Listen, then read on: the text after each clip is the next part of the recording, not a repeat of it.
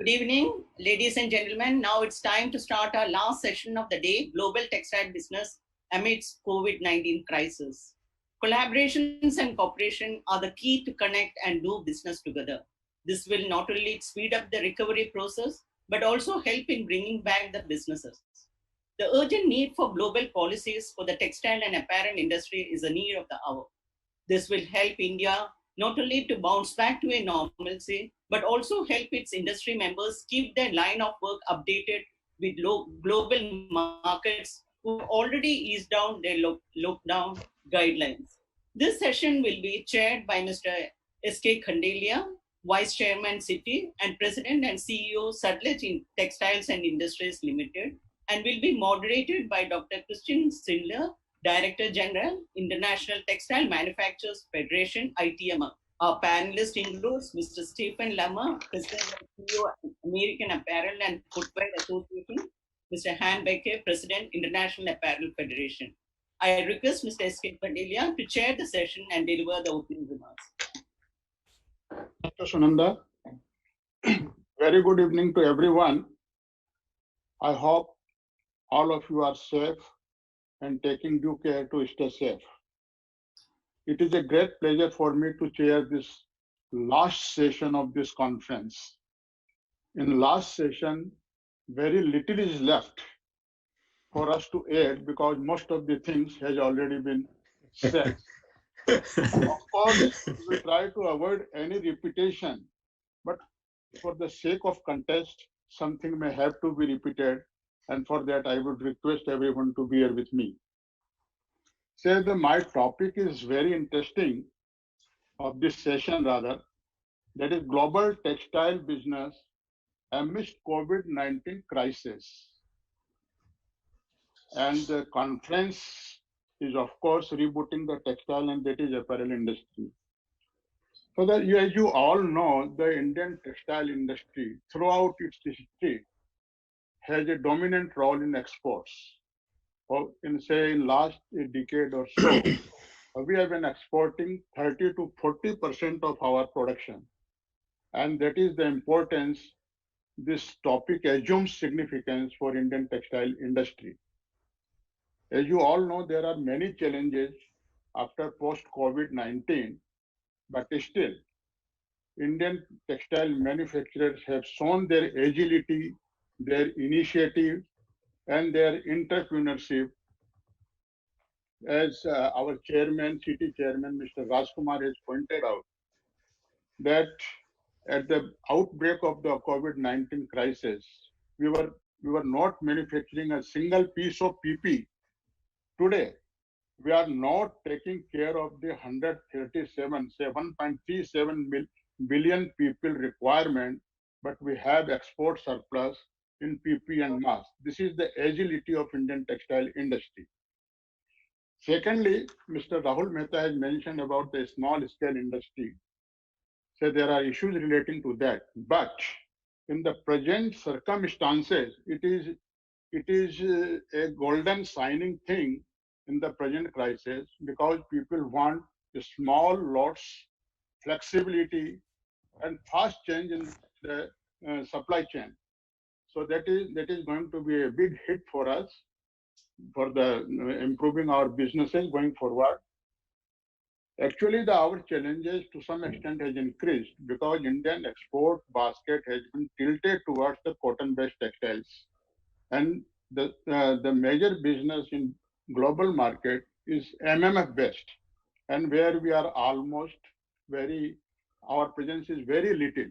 So that way, our product basket is very limited to take care of the reduced requirement, reduced consumer demand post COVID-19. But still, I hope that with the agility of Indian textile industry, the Indian textile industry will come to overcome this crisis, because it is the one country, one of the countries where we are present from farm to fashion, as mentioned by previous speakers. So that is we are self-reliant in our raw materials. We have world-class manufacturing facilities so far as spinning and home textiles is concerned. Of course, we are lagging in fabric and other things.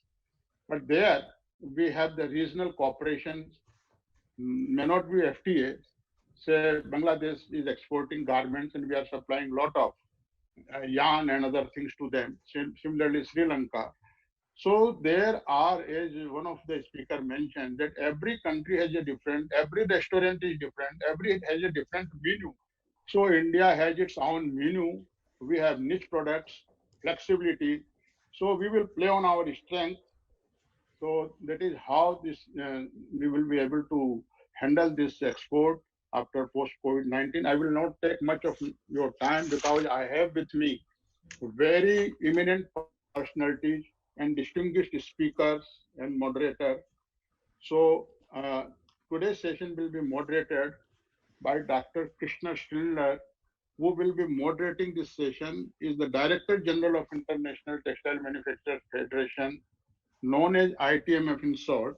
I also have with me as a panelist, Mr. Stephen Lomer, who is the President and CEO of the American Apparel and Footwear Association.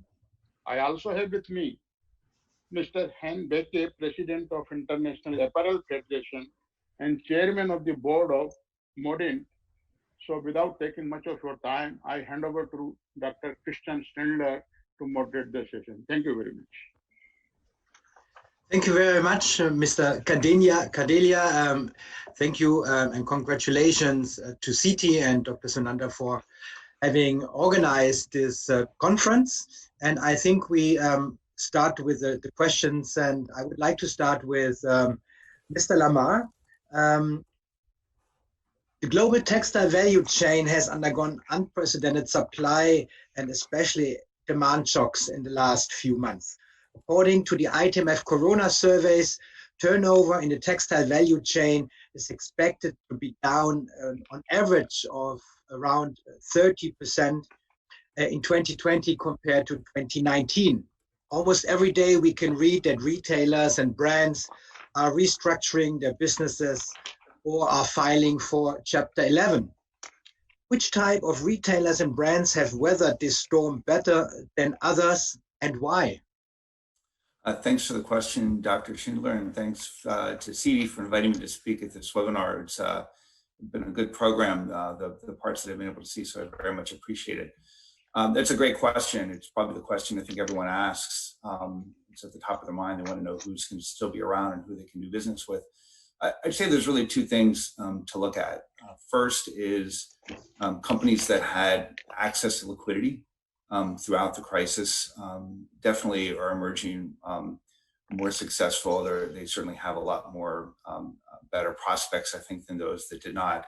And that's one of the reasons that we were pushing very hard for companies to get access to some of the government liquidity that was being around these rescue programs, things like low interest forgivable loans, deferral of duties, access to credit insurance. This work is ongoing. One of the things people don't realize is that these are all very highly successful companies, but they're not liquid, right? So if you shut the doors of their stores for a prolonged period of time, they're not going to have access to revenue, and that's going to have a knock-on effect all the way out through the supply chain all around the world.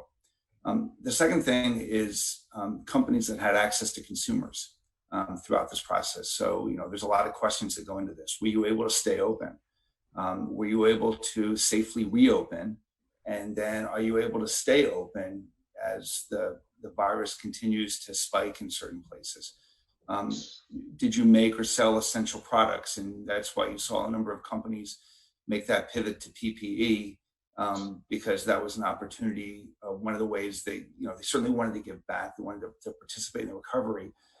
But if they could have their factory make PPE, then their factory could stay open as well. And so that was a way to keep a source of employment for their workers. And did you provide essential services in some way as well? Delivery, curbside delivery, things like that. And the other piece, of course, was how strong was your e-commerce platform? E-commerce was a huge part of sustaining a lot of people throughout this, as we've talked already, and that was very big for those companies that had a strong e-commerce offering. Great, thank you, Mr. Lamar, for this first insight. Let me jump to Mr. Beke. Mr. Beke, the apparel industry around the world was faced with an avalanche of cancellation and delays of orders. The ITMF Corona surveys revealed that on average around 40% of orders were cancelled and or delayed during the first few months of this pandemic. What are the lessons that can be drawn from this crisis for the global apparel industry? Thank you, Christian. It's good to see you, be it on the digital way, and the same for Steve, a long time ago, but there we are. Thank you, CITI, for having me in this interesting program. Yeah, the lessons to be drawn. First of all, my first lesson I draw is that there is, in my view, an imbalance in the supply chain between supplier and vendor in terms of buying practices. COVID-19, in my view, has shown that well-intentioned pledges to improve purchasing practices by buyers are insufficient.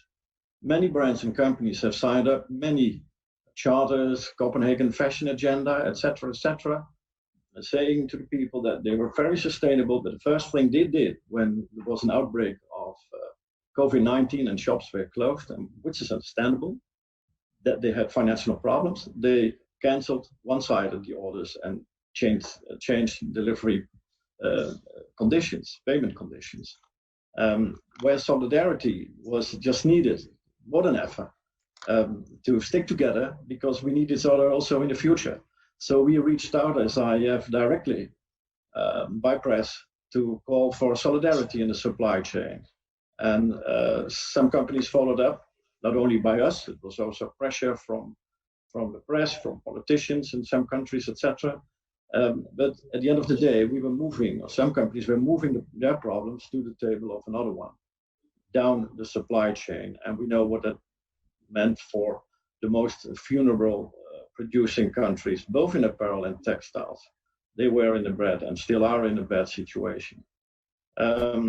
So I think that this balance should be improved, and we are working on that. OECD is working on a project based on the guiding principles for our sector.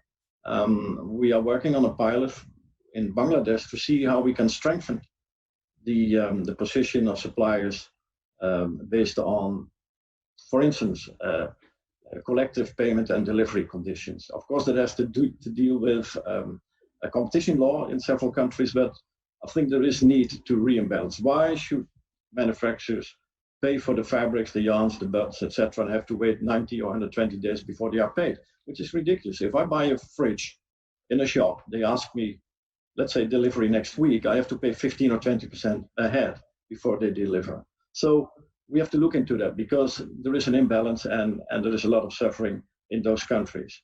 The second lesson I learned is, and Steve was talking about liquidity, the image of our industry on the level of banks and credit insurance companies is not that good, because we were hardly recovered from the former financial crisis.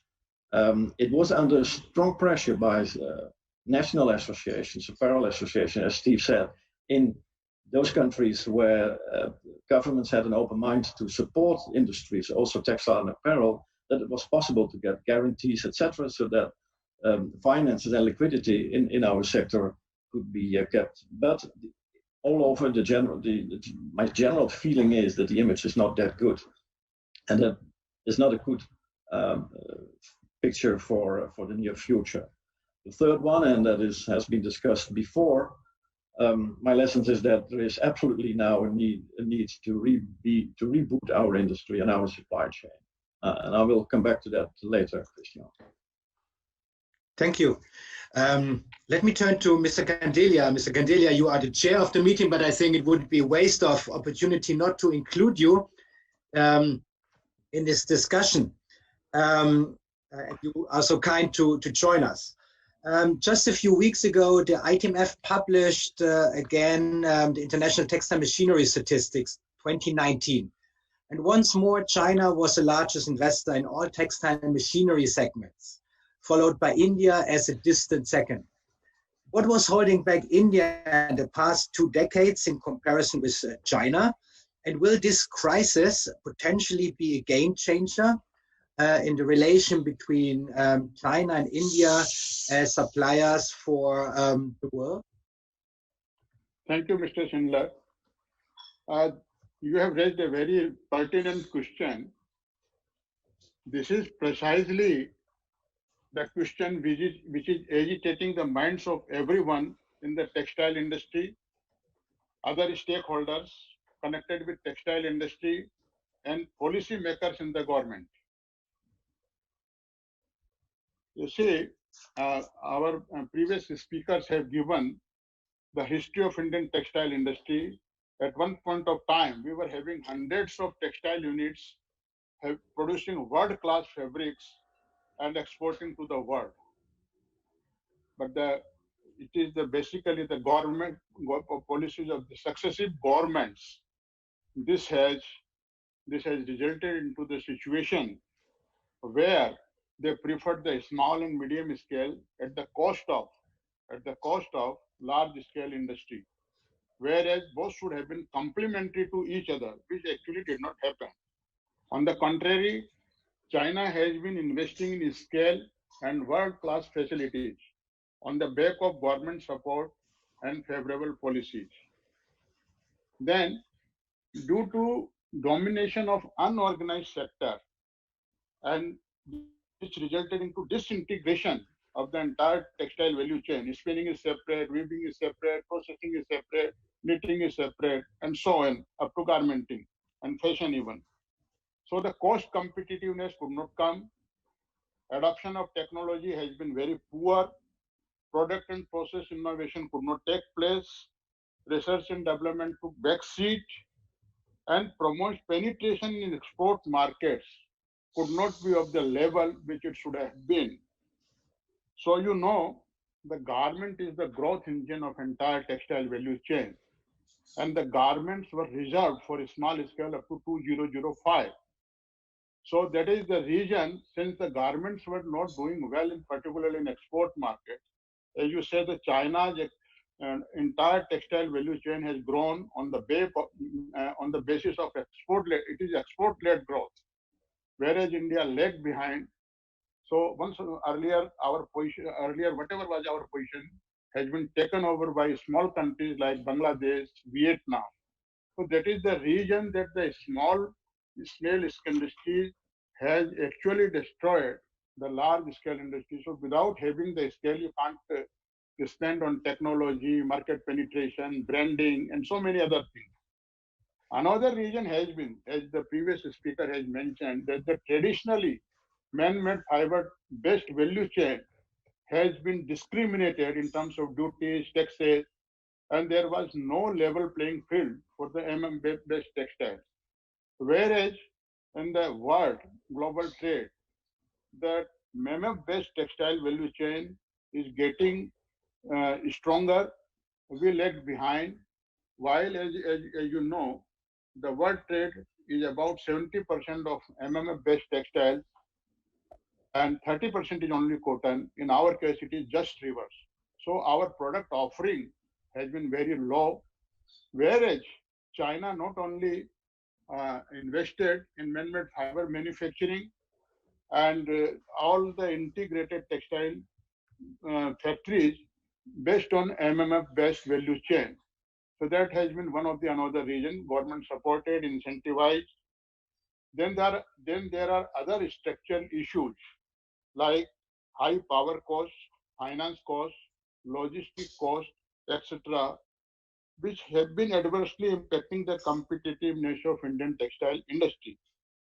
Another reason that we don't have domestic machinery manufacturing capabilities except in spinning, and the importance of the same is well proved, that why the Indian spinning industry is world class. I think one of the major reasons has been availability of world class domestic machinery, which results into the comfort level, good, shorter service time, cheaper, comparatively cheaper spare parts. So that has been one another reason. Whenever anybody wants to invest in textile, say for integrated textile project, then one has to import all the machines. Say even looms, even autocorner, even the small stitching machines are being imported. So now those have been one of the major, another reason. Another reason, I am taking little more time, but there are reasons, so I need to. Ease of doing business has been an issue. So there has been land, labor, and other related issues due to which the domestic industry as well as FDI could not come forward for the investment. Actually, as you know, it is the golden rule of investment that money goes where the return is. The traditionally Indian textile industry margins have been low. And unless those margins improve, it is difficult to get the investment. Whereas in China, government has been incentivizing, supporting in one way or the other. To be very frank, I don't understand the costing of the Chinese producers. How do they cost? But they get the benefit of large scale, they get the incentives, they have the world-class infrastructure. So those things have been lagging. So despite the inherent strength, say as I said that we are present from farm to fashion, we have no dearth of entrepreneurship, we have the capabilities, we have the people, but still we lag behind. So now, but to reply your another question, that after COVID-19, what is with the whether the situation is going to change? I will say yes, it is going to change. The simple reason is that the government has, under the Bharat Atmanirbhar program, self-reliant program, has selected textiles as a sector which is to be focused upon for the growth by way of various measures like establishing mega industrial parks near the ports, having large scale industries of the entire textile value chain at one place. This can be the game changer. In those parks, the government is likely to take care of all the structural issues, ease of doing business, and even financial availability of finance will be made available. So that will be a game changer. Secondly, we don't have any FTA, whereas China has very good trade agreements beneficial to them. We have to suffer duty disadvantage in the consuming countries like USA, European Union, and UK, etc. But still, despite those challenges, our industry has been doing well. Now, our government, as you know, has started at least reimbursing us the embedded local taxes and duties, at least in garments, medals, etc. Yarn is, of course, going to be covered. The new scheme ROTDEP hopefully will cover the entire textile value chain, and that will improve our competitiveness. So what I mean to say, even as our chairman mentioned, that the Prime Minister has given the due importance and has spoken that it is an industry from the employment point of view, because $1 spent on the invested in the textile and clothing industry generates much more employment than any other industry, whether it is automobile, whether it is anything else. So we have plants where we have invested more than 6,000 crores, but the people are only 500. If I spend 6,000 crores on the textiles, you can imagine how much employment it will create. Another thing, we still have the inverted duty structure, but our government is trying to set it right. Once it is set right, it will again be a big booster. Government has recognized that without focusing on MMF-based products, it is difficult to achieve our target of $320 billion by 2025. And therefore, they are providing all sorts of support, are dismantling all sorts of hurdles in the growth of this MMF-based textiles. Another area is the technical textiles, where we are still importing everything. So government is very aggressively focused on that. And I hope, since these are all basically MMF-based products, once it happens, we will be doing very good in technical textiles, particularly like sportswear, such other things. One very important point, we have 1.37 billion population. It's a huge market. So, but even for catering to this market, we will have to be globally competitive because it's a global world. Though we say Atmanirbhar, but that our Prime Minister many times clarified that Atmanirbhar doesn't mean that we are shutting our doors for others. That means we should be globally competitive so we can not only cater the domestic market, but can cater to the global markets also because of our inherent strength and competitiveness. So that means actually Atmanirbhar Bharat. So those in those areas and taking all these things, I think Indian textile industry has one of those things will have better things. Second thing, which is very happened, which relates to the COVID-19 crisis, is shifting of businesses from the China to other countries because it has been happening since last 5-6 years. People realize that it is not good to have only one supplier, and the COVID-19 related supply disruption has forced them to think. And aggressively in India, we are noticing that we are getting inquiries, we are getting and discussions are going on by many FDI people who want to put money here, and investment has to come, and government is here to not let this opportunity go.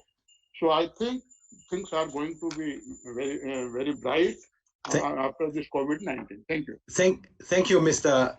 Candelia. Now, for my next question to Mr. Stephen Lamar and Han Baker, the last ITMF Corona survey in June last month included a question about the speed of the recovery. The relative majority of companies, 23%, hoped that the pre-crisis levels will be reached in the first quarter of 2021.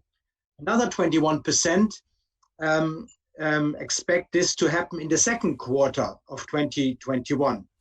Another 20% are expecting, and these are the optimistic ones, a recovery already in the fourth quarter of this year.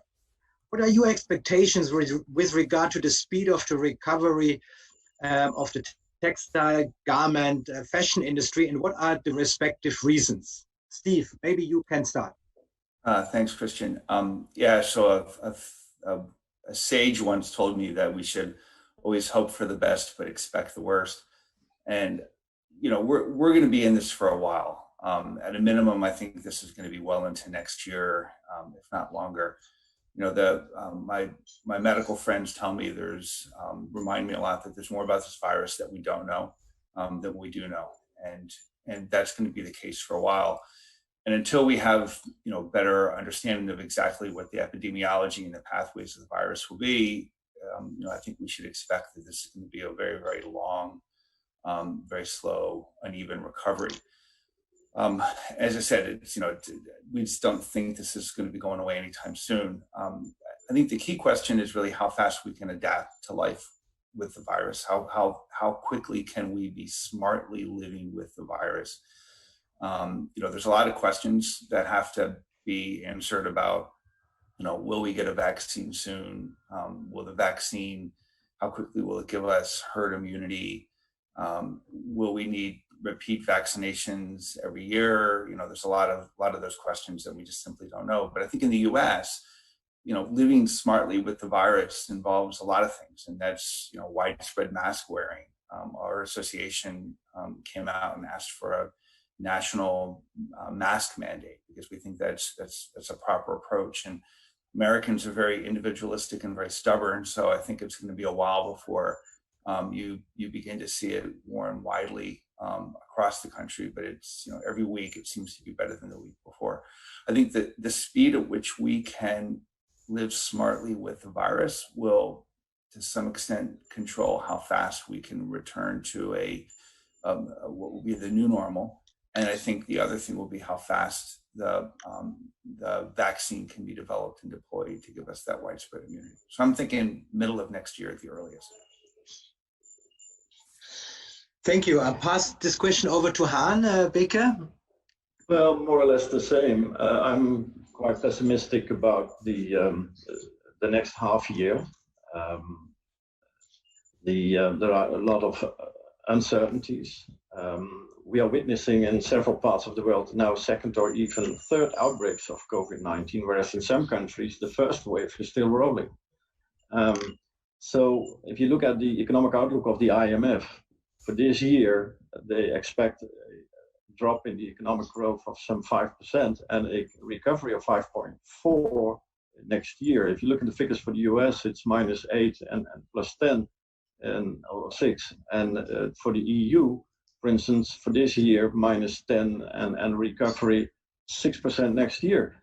But that is based on old figures. I mean, 2 months ago, and we don't know what the COVID is.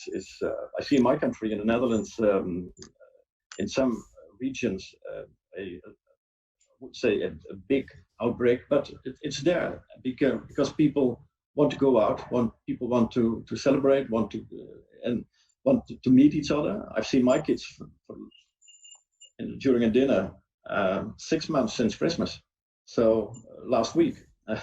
So people want to go out, and with that, the COVID-19 could come back or is still there and could lead to an outbreak. And what that will mean for new lockdowns or whatever is also affecting our business. I would say for the next 6 months, our business is mainly based on what will happen on consumer level and also on investments by companies, for instance, in workwear or technical fabrics. Where I see a growth is in home textiles because people work at home, stay at home, and recover and restore their homes. And so not for furniture, but for home textiles, it's a growing market. So workwear is still doing quite good, but on, for instance, menswear, people work at home. When have you wore a jacket or a suit for the last time? Tell me. For me, it was last week for a funeral. The first one I could be physically attending. The other ones, I had 2 other ones who were digital funerals. The good news, some people think, is that by being at home, many people cleared up their closets. I saw this morning in the Financial Times that in the UK alone, 400 million pounds were cleared. So that could mean that people need new stuff. But if you work at home, and that is the direction we are going for the time, or probably for the coming years, there is less need to buy new clothing, especially for menswear. Yeah, the outlook is more pessimistic than for ladies' wear. On the other hand, how long governments can go on with their financial packages of helping their industries and sectors to survive? So, in my view, there will be first, probably the worst, a shakeout of companies in retail and in production, as predicted also by McKinsey in its latest State of Fashion report. There is another uncertainty. That's, of course, the tensions between the US and China, and for the EU, the lack of a agreement with the UK. We're going probably into a hard Brexit. So that is another uncertainty, and the least we want to have as business people is uncertainty. I hope there will be some kind of recovery in next year. But first of all, still we have still to face the worst, I'm afraid. Thank you for this opinion. Let me then quickly come to the next question, which is more about the structural changes we are going to see and which will influence our industry. Because this pandemic is likely to change also some fundamentals in the next few months and years. In your respective opinions, what will structurally change in the global textile and apparel value chain going forward? And I would like to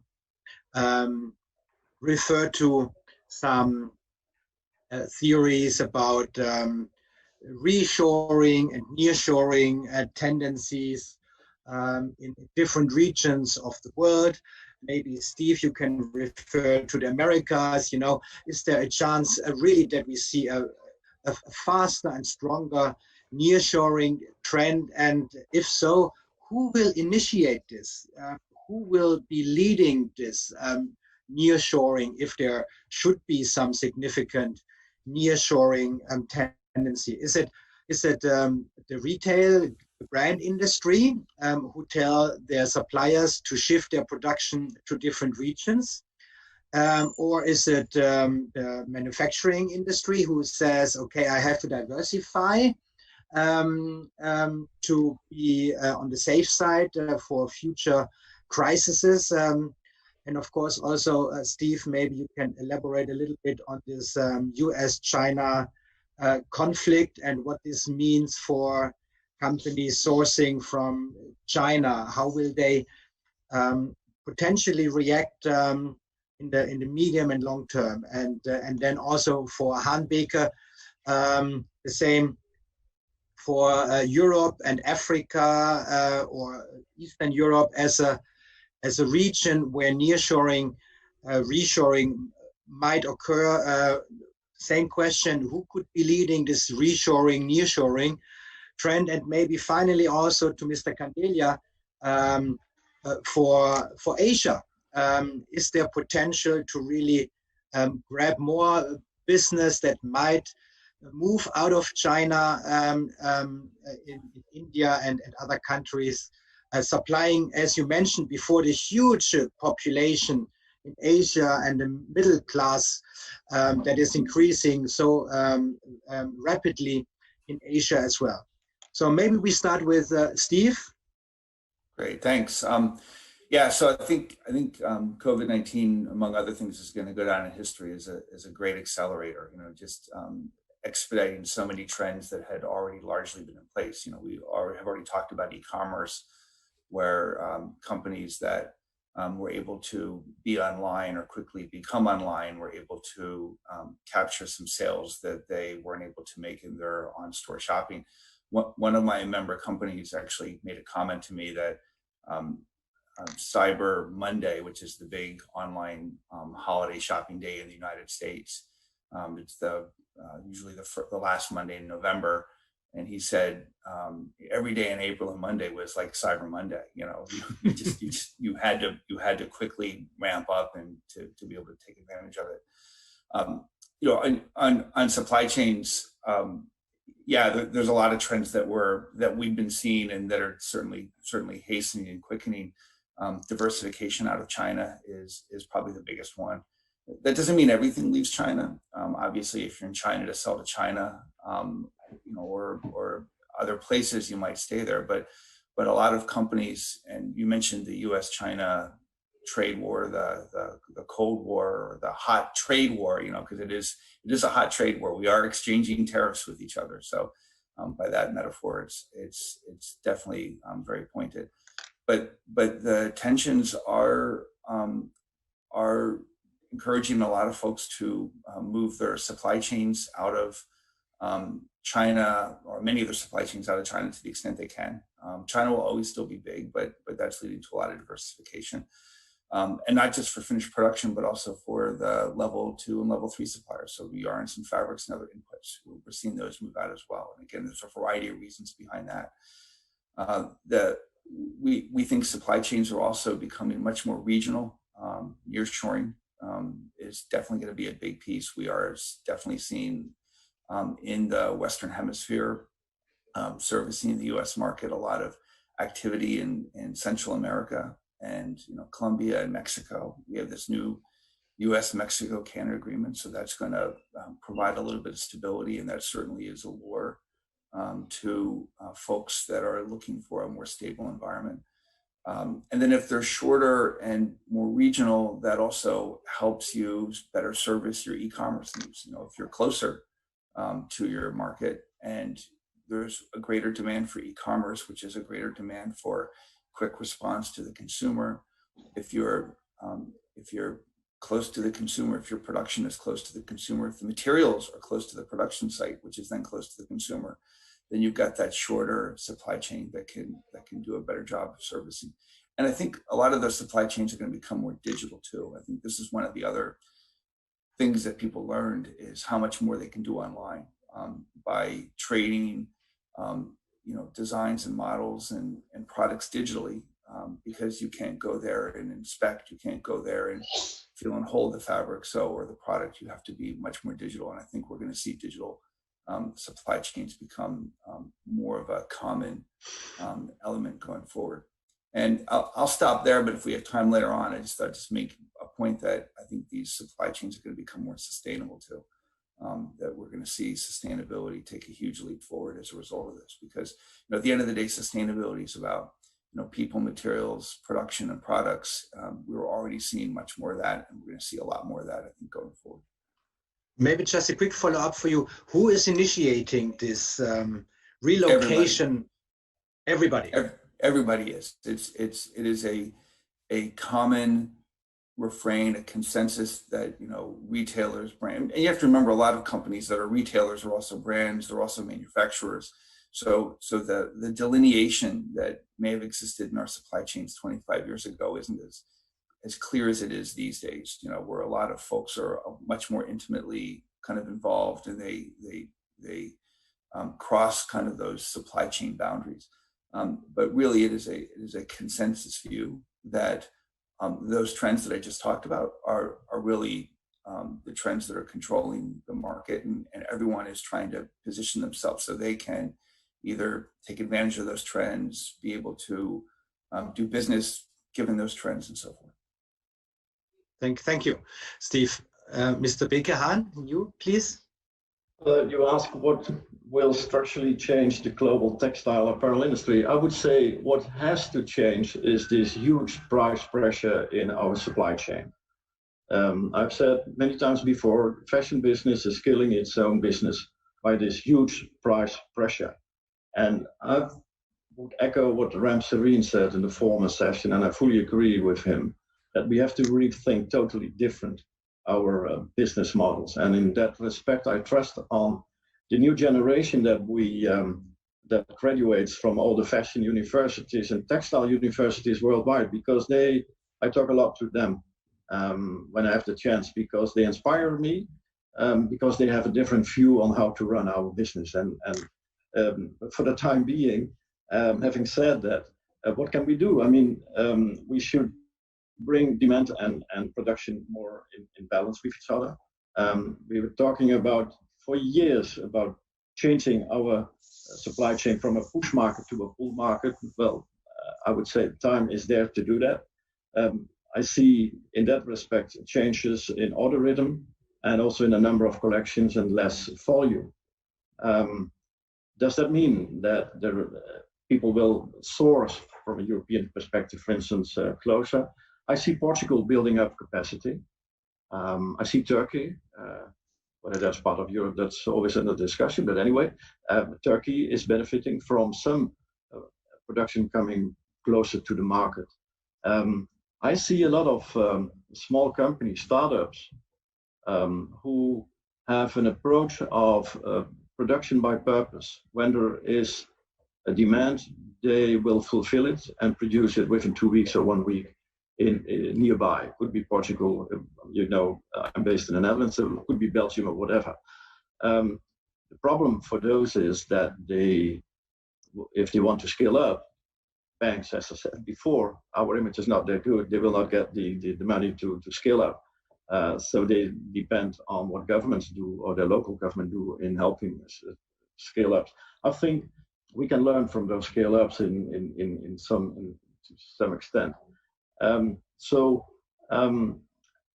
I see reshoring partly, yes, but not for the full, for the 100%. There will be a need for producing basic articles, whatever, in a smart and speedy way, also in the Far East. More online business, as before by Steve, in combination with physical shops, where physical shops will become more or less a showroom or a service center for goods deliveries. I see also investment in digitization that's clearly gaining wings. Now you see this digital webinar. I mean, it's the fifth or sixth I'm on. And done in the right way, digitization reduces costs and increases speed and flexibility, which can lead to less inventory and less need for discounts. And I tell you honestly, when pulling it down and preparing for this webinar, I said this is something we have touched upon in many conferences of ITMF or IF or AAFA or whatever. Still, we're talking about it, but most people in our supply chain do stick to the old business models, and that has to change. I also agree with Steve that sustainability will get more important. You see that governments will connect sustainability and environmental improvements more compelling to trade negotiations and FTAs. If I look at the statement that the European Parliament made, the Green Deal program by the European Commission, including circularity and extended producer responsibility levies, etc., it will come, and we should comply with that, in my view, and see it as an asset rather than costs. I hope that the future will also be based on free but fair trade, always the point of view of IF. So we should take care of governments trying to impose tariffs, etc., under the given circumstances. Is the last thing I would say we need for a recovery of our industry. Mr. Candelia, how do you see fundamentals change during or after this COVID crisis? Yeah, I am of the opinion that the change has already started taking place. You see, in India, for example, the retail is not yet open properly. Everything is happening on e-commerce. Anybody who is requiring, say, essentials, say the shorts, say undergarments or anything, all these things are coming online. So the change has started happening. Secondly, as you mentioned that Asia has a large population. So regional cooperation is going to be accelerated. So already it has been happening. Supply chain will definitely be take the rebalancing. Product will get rebalanced. So the consumer, as many speakers have said, that the consumer mind is different. Say wellness products or medical products, something like that. Consumer don't want to spend. Say that, as one of our panelists mentioned that last time when he has used that suit. So this is the things are changing. So you have to see what the consumer needs, and whoever will be able to produce that competitive price, delivery very fast, the short runs, shorter delivery times, competitive prices, and exactly what the consumer wants. Who can do all these things will similarly in India say earlier people used to compete each other. Now they are collaborating with each other. I say that, okay, even if I am the same line, you sell my product, I sell your product in my region, you sell my product in your region. Similarly, the value chain partnership is happening. Okay, we ultimately offer the garment to a buyer and we join hands. So supply chain is rebalancing of supply chain is taking place. So many new things are coming up. So ultimately, consumer is the king. He will decide from where and what supply chain disruption will be there. Thank you. I fully share that the future textile supply chain will be much more demand driven. I'm inclined to say that the fast fashion business model is actually the model to follow if it's combined with sustainability aspects like circular economy. Do you share this view that, Steve, coming back to you, that those companies, just as Mr. Candelia just highlighted, that really look for what the customer is looking for, not just for what they can produce, that they will prevail during this crisis, and that this crisis will result in a more consumer-friendly textile supply chain? Well, yeah, and I agree with what Hans said too. This is a trend, a thought pattern that was already going on in the industry. Was how does the buying cycle, how does the fashion cycle, how does the consumer cycle need to change to create a more sustainable industry in general? And then as we've seen how our industry has been able to survive and some of the problems that have existed over the last 4 or 5 months as a result of COVID, has just reinforced the urgent need to change that. That as we come out of this and move forward, it's got to be done in a more sustainable fashion. It's got to be done with stronger, more sustainable relationships between all participants in the supply chain. That there is a shared participation throughout, and all the stories that we were seeing over the first couple of weeks as we were going through this about all the different folks in the supply chain being kind of left high and dry because the liquidity had completely dried up. We can't go through that again. So we've got to figure out a way to kind of create a model where we're able to withstand that kind of pressure a lot more, and can go forward with an approach that allows us to recover from that, to withstand those kinds of pressures, and then recover from that going forward. And this is kind of the point I was making before about sustainability being more than just about the environment. It's about materials and products and people. And our industry for a long time has really been focused on corporate social responsibility, and there have been great things that our industry has done over the years, but we continue to find this as an area of continuous improvement. So every day will be better than yesterday, and tomorrow we're going to be much better than we are today. And that's the mindset that we have to embrace, that we're going to continue to improve. And this is an area that we have to spend a lot of time working on. Yes, thank you. Maybe last question. I think our time will be up in 1 or 2 minutes. If I'm correct, I'm not sure how long we have, whether we have 1 hour or 1 hour 15 minutes. You are on mute. You are on mute. You are on mute, Sunanda. Yes. 7:15 was a closing time. So we have still 15 minutes? No. So now 1 hour. No, now it is 7:30. So until 7:30, right? Yeah, we have to close. Yeah, so then I close, and I thank all my panelists and the chair, and I hand back to the chair, Mr. Candelia. Thank you, thank you, Dr. Schlinger, for your very probing questions to the panelists and taking out best out of them for the attendees. So that has been a very remarkable answers and the foresight, and I thank you very much. I thank you, Mr. Lamar, Mr. Beke, for their well thought answers to all your probing questions, and I think audience must have got a lot of insight into this. But I would like to say only one thing, that after the end of every tunnel there is a light, how long the tunnel may be, and I am sure that someday we will cross the tunnel and light will be there, and everything will again, it may take sometimes tunnel is longer, sometimes tunnel is shorter. So with these words, I thank you, all of you. Thank you very much. And I hand over the...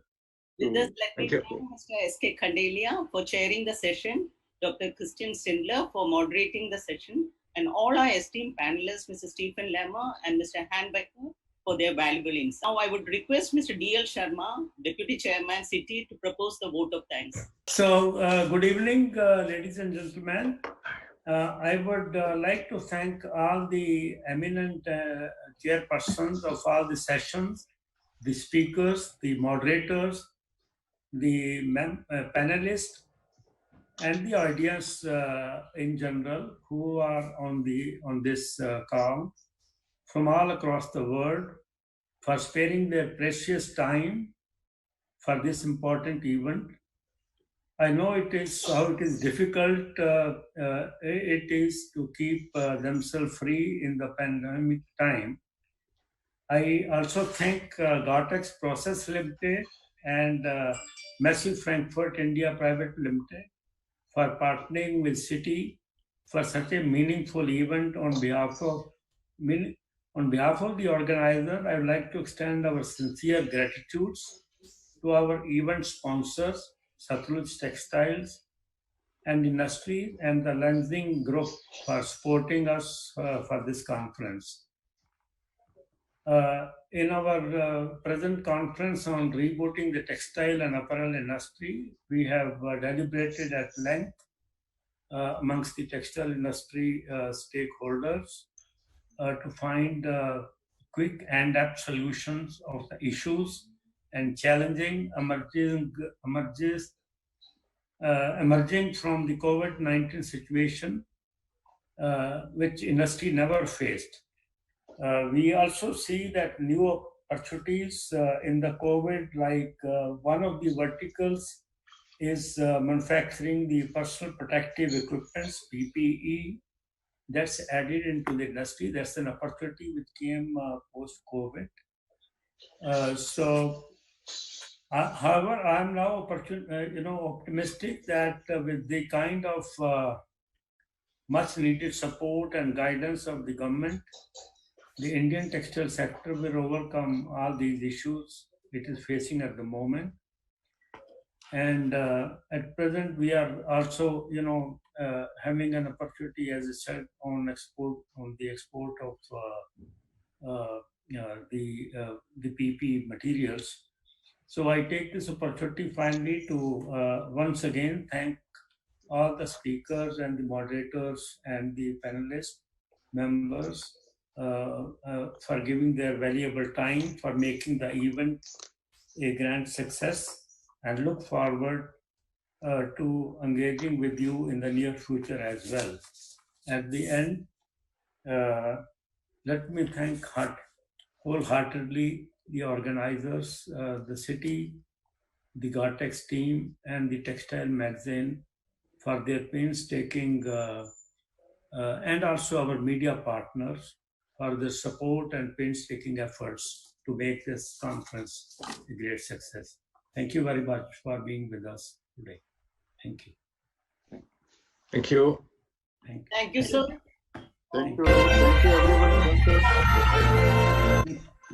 In the end, I would like to give my sincere gratitude to all the chairmen of the post sessions, moderators, panelists, and the audience for being key contributors in making this one-of-a-kind conference a grand success and giving us a ray of time.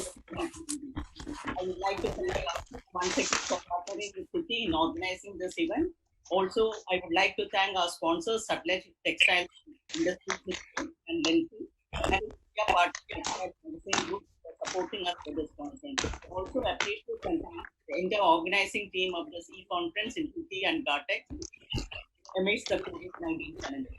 With this, we would conclude the e-conference on rebooting the textile and apparel industry with a hope to meet again like this in the future. Thank you. Thank you. Thank you. Bye-bye.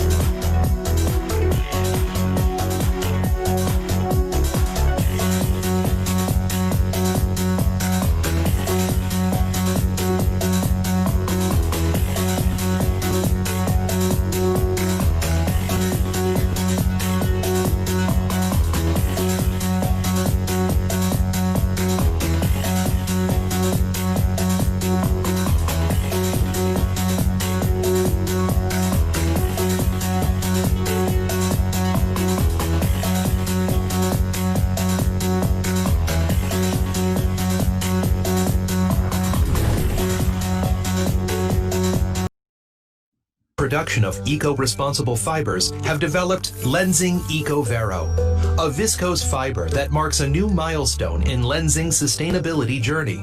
The Lenzing EcoVero fibers are certified with the EU Eco label, which is only awarded to products with a significantly lower environmental impact throughout their life cycle. And to ensure you of their origin, we decided that you deserve nothing less than full transparency. Lenzing purchases wood from responsible managed forests. FSC and PEFC certifications prove that the material is delivered from sustainable sources. Now, to ensure that the final product in your hands is really made of our treasured sustainable viscose, we devised a special manufacturing system so that even after long textile processing and conversion steps, Lenzing EcoVero fibers can be robustly identified in the final product. Because this is what full transparency means. Lenzing EcoVero, our new milestone in eco-responsible viscose.